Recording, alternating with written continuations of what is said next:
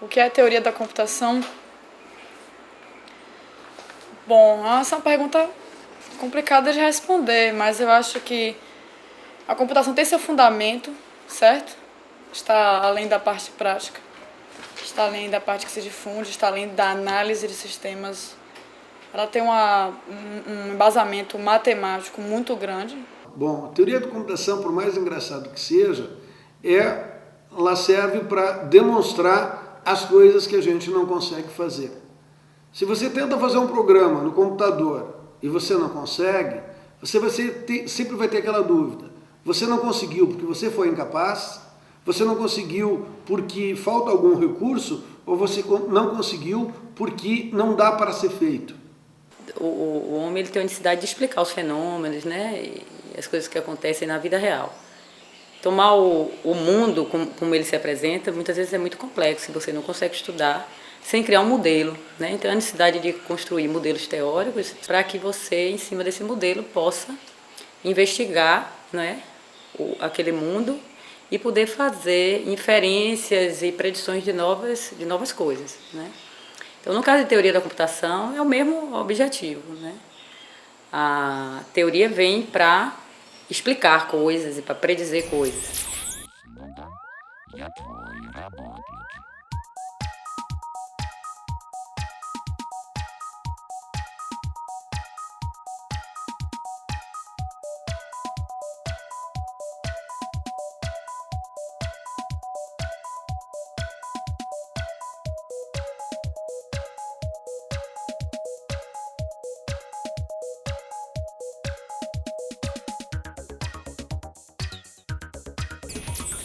A, branco, B.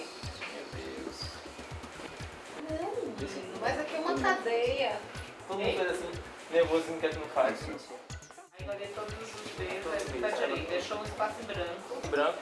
Eu resolvi pegar teu comp porque eu queria entender como é que funcionava primeiro esse negócio. Eu ouvi falar no semestre passado, máquina de Turing.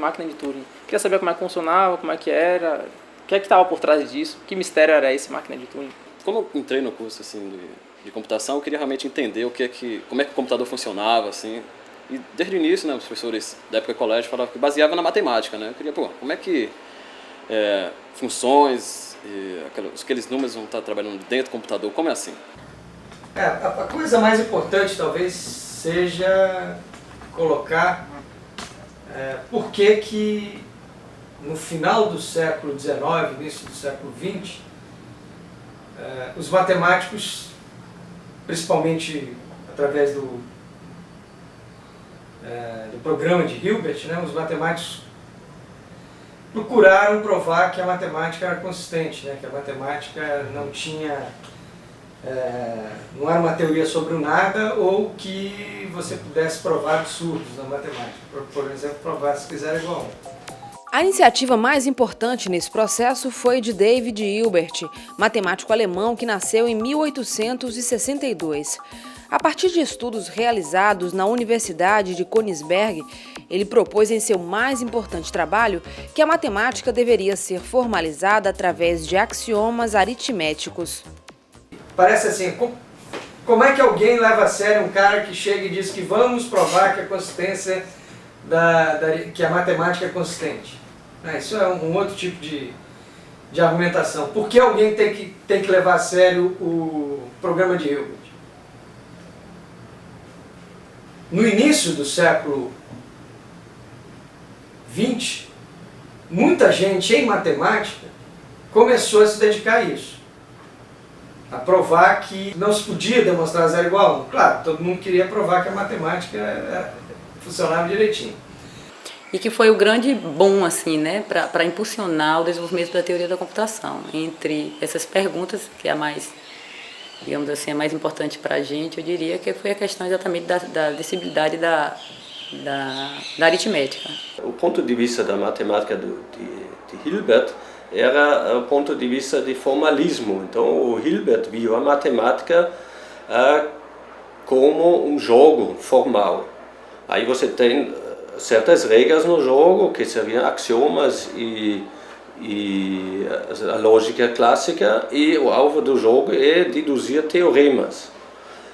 Só que se você vê a matemática desse ponto de vista formalístico, ou formalista, você deveria também ser interessado na consistência do seu jogo, da sua matemática.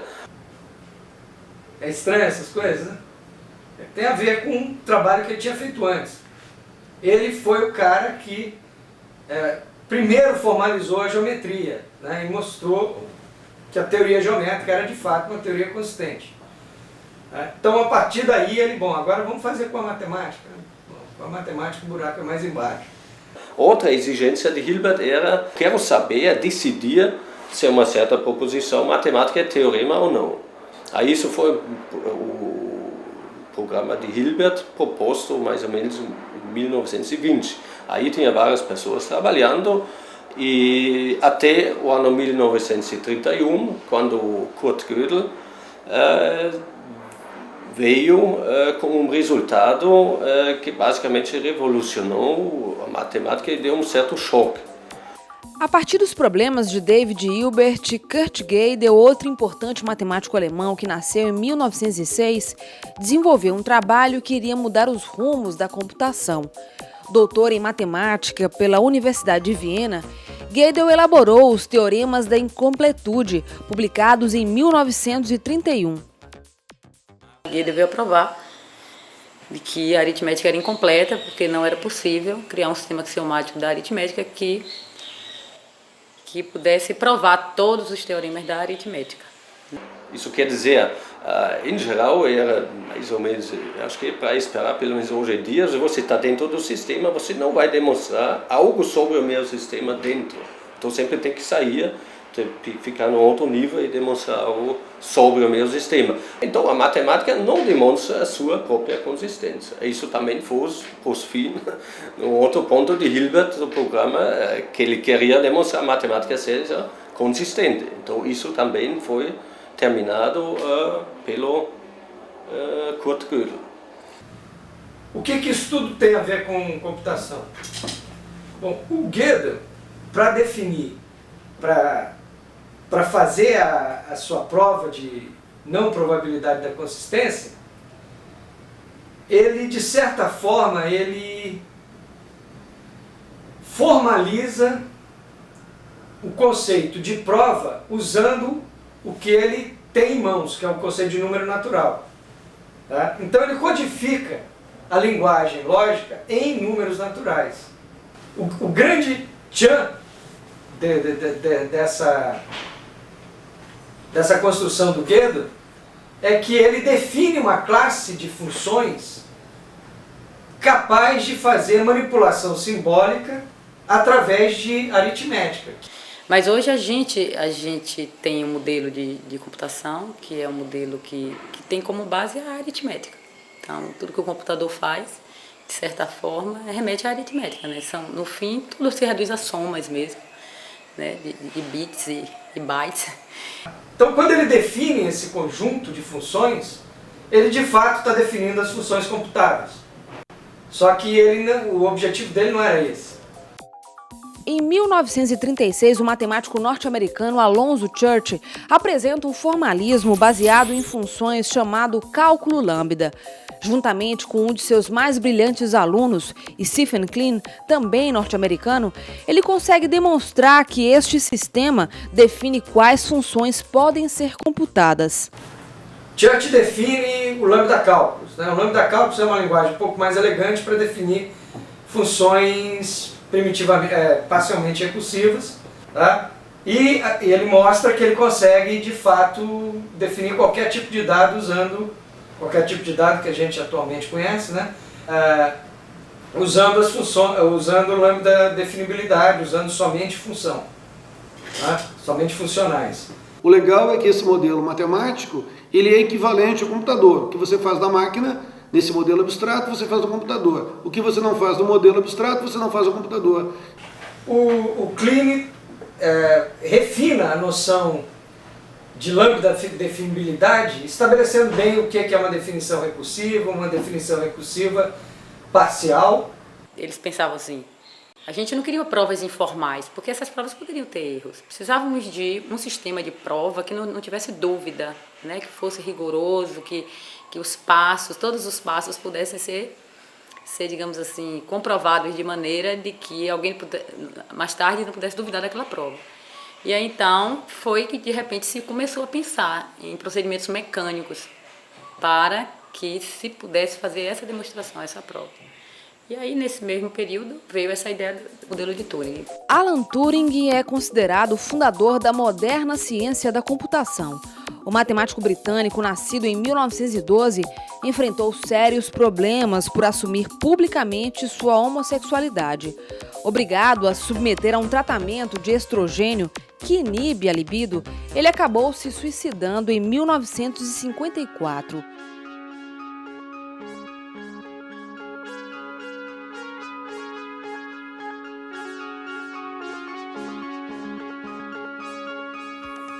Turing foi um jovem brilhante que, aos 24 anos, desenvolveu simultaneamente a Church, um formalismo simples conhecido como máquina de Turing. O objetivo do Turing inicial era resolver o problema da decisão, esse problema de saber se uma sentença é verdadeira ou não em lógica de primeira ordem. Ele construiu a máquina para resolver o problema da decisão. Ele não construiu nada, ele definiu a máquina porque ela é totalmente ideal, né? Ela é real hoje. Isso aqui a gente pode chamar de uma máquina de Turing tecnológica, né? Então, o modelo de Turing, ele é um modelo, além dele, ele é muito importante porque ele dá o conceito de computável, né, de computabilidade, ou seja, formalizando o conceito informal de algoritmo, que já tinha na época, e que hoje, mais tarde, com a tese de Church e Turing, se mostrou de que ele é um modelo universal, né, de computação, no sentido de que qualquer outro modelo é equivalente a ele. Não tem mais modelo mais potente do que o de Turing atualmente, né? O que acontece? Toda vez que alguém pensa em propor algum formalismo de computabilidade, acaba caindo em algum desses aqui ou algo semelhante. Tanto que atualmente a gente tem um enunciado de cunho, digamos assim, científico, não matemático, né, que é a famosa tese de Church, que diz que qualquer função computável é uma função lambda definível ou máquina de Turing definível, ou enfim, qualquer um desses formalismos. Existe essa ponte entre o computável intuitivo e o computável em um certo formalismo, que é esse sim formal, em máquina de Turing, em algoritmos de Markov, enfim, qualquer um desses formalismos. De fato, isso é uma tese científica, porque a gente não conseguiu definir ainda o que é computável. Não existe uma definição disso. Todas as definições são relativas a algum modelo ou alguma forma de fazer a definição. Então você não tem como formalizar o conceito de algoritmo de uma forma matemática precisa, porque é muito intuitivo. O algoritmo é igual ao pensamento. Admitindo que a tese de Church é verdadeira, nós temos então que a máquina de Turing é universal, sendo que isso não foi provado, mas é aceito dentro da teoria da computação clássica. O que é interessante a gente pensar assim, que por que a tese de Church e Turing ela é assim respeitada e se acredita nessa tese, exatamente porque a gente tem uma das coisas mais fortes na evidência dessa tese, é a existência de modelos diferentes, usando paradigmas diferentes. Vários caras proporam modelos como um cálculo lambda de Church, a máquina de Turing, algoritmos de Markov, que encaravam esses problemas de forma totalmente diferente, mas que se demonstraram eles todos que eram equivalentes. Então, os modelos propostos pelos teóricos para representar o conceito de computável, de algoritmo, né, eles são equivalentes. Isso tem a demonstração da equivalência, né, dentro desses modelos. Então, assim, é muito pouco provável de que tenha um problema não é, que não seja computável por Turing, porque se não for computável por Turing, não vai ser computável lá no lambda cálculo, nem na máquina de infinito registro, nem por exemplo, na LP, que é um modelo muito simples, mas que remete a uma linguagem imperativa, né? Então, isso evidencia, né, fortemente a tese de Church, a tese de Church-Turing, de que realmente o modelo de Turing é o modelo mais geral que tem, né, para representar a computabilidade. A partir da Segunda Guerra Mundial, o desenvolvimento dos computadores eletrônicos ganhou força e foi criado o primeiro grande computador, o ENIAC.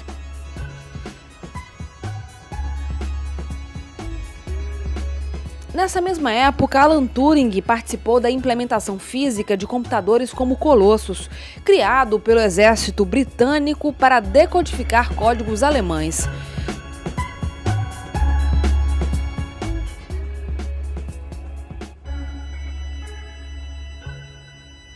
Em apenas 50 anos, simples máquinas de calcular deram lugar a poderosos computadores pessoais, como os que conhecemos hoje.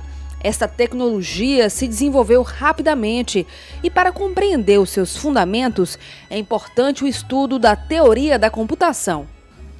Teoria da computação é uma das disciplinas básicas dos cursos de computação. Ela compõe o núcleo básico da formação teórica dos alunos da computação. Por que uma formação teórica? Uma formação teórica vai diferenciar os cursos de graduação dos cursos em tecnologia.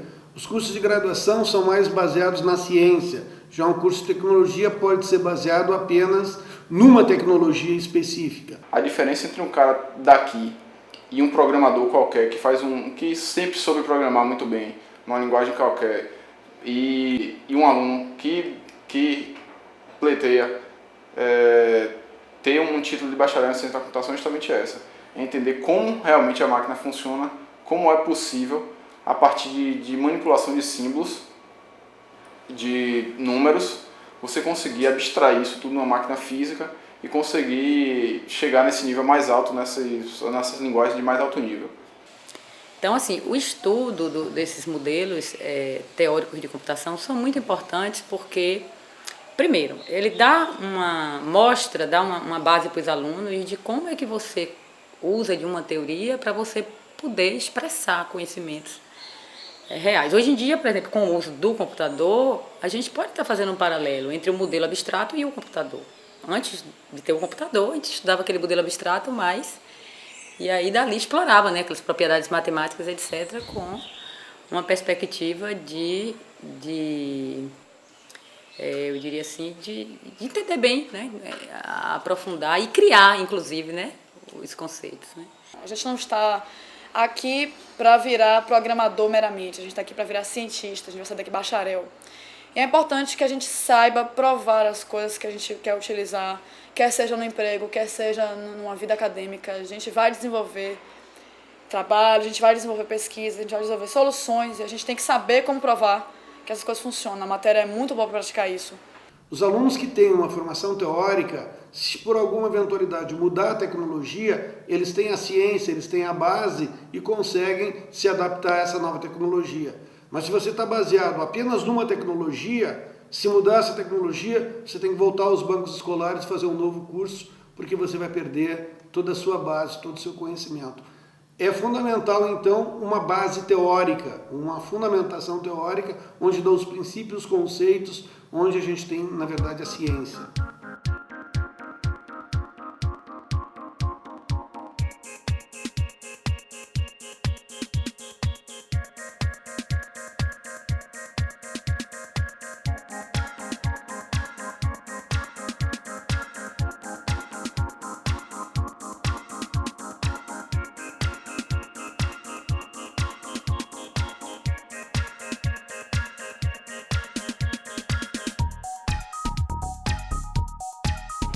Quando a orientadora Débora me propôs fazer um vídeo, minha motivação a princípio foi: pô, que massa fazer um vídeo, que é uma coisa que eu gosto, coisa que eu trabalho, desenvolvendo uma área que eu sei que muita gente tem dificuldade, como eu tive também. não me interessei a princípio sobre o assunto a ser abordado, assim, não me despertava muito interesse.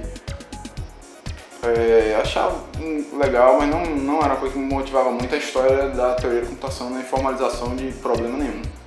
Em particular, eu não ia mais permanecer no curso de computação, certo? Eu já estava fazendo minhas malas para ir embora daqui. Até que eu passei a estudar algumas coisas. E, em particular, o trabalho de Gödel me estimulou muito a continuar aqui. E a continuar vendo que tem um porquê de se estudar isso, que faz sentido com computação mesmo, entendeu? Não é uma coisa meramente matemática e que se satisfaz na matemática, entendeu? Tem realmente uma aplicação em computação. E computação também é o trabalho desses caras. E foi por isso que eu continuei. Foi o trabalho de Gödel, a incompletude de Gödel. E acho que é isso, essa experiência de saber, assim, não pegar uma máquina qualquer e descobrir como ela funciona, mas descobrir por quê. O que foi base para se construir essa máquina? Qual é a lógica por trás disso? É isso aí que a gente vê em teoria da computação e é isso aí que eu vi nesse semestre. Gostei. No final eu acabei me surpreendendo que eu gostei da matéria, apesar de não ser um aluno muito dedicado, né, atencioso. Eu tinha gostado muito de álgebra no semestre passado e é a continuação. Gostei muito do enfoque, gostei muito da professora. Foi uma matéria tranquila. Bom, eu achei válido, acho interessante. Eu espero que o documentário que eu desenvolva consiga motivar que há mudanças agora no currículo que vão ressaltar a base antes do aluno chegar na matéria, que eu acho que vão complementar e vão fazer com que, ao chegar na matéria de teoria da computação, você não precise provar indução, aprender as provas, você já sabe as provas para conseguir discutir e entender realmente o que há por trás de toda a teoria, que é muito interessante.